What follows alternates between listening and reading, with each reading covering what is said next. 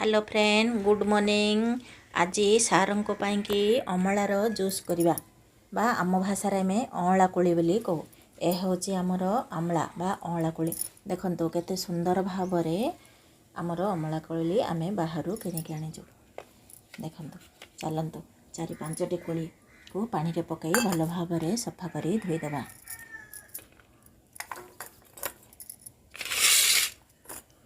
देखो यहीपरी भाव 2-3 मिनिट पर्यंत सफा कर धोईदेवे।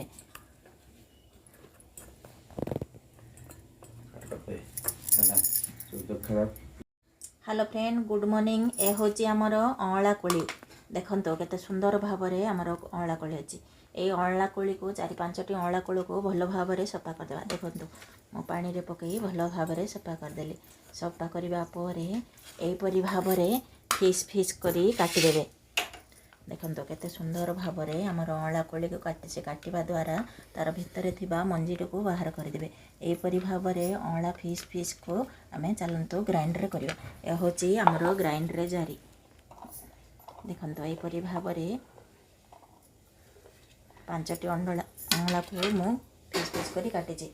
यह हूँ आमर गोलमर्च। देखो 4-5टी गोलमर्च पकेबा। यह हूँ आमर मरसुंग पतर। यह हूँ आमर कटा होइथिबा अदा। गोड़े आमर विटामिन थाए तेणुक स्लाइट गोड़ टिके पकेबा। चलतु आम ग्राइंडर करी आनिबा। हेलो फ्रेंड देखंतु आमर अमला केते बढ़िया भाव मु ग्राइंडरिंग कर देछि। चलतु एहीपरि भाव अमला पानी ग्राइंडर पानी जूस पानी को देखंतु स्लाइट पानी मिसेबा।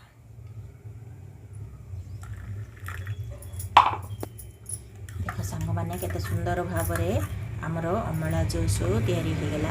एपरी भाव घरे अमला जूसु तैयारी करी पियंतु। देह को बहुत भल अटे। अधिक एथिरे विटामिन थाए। प्रत्येक प्रकार रोगर निवारण करे।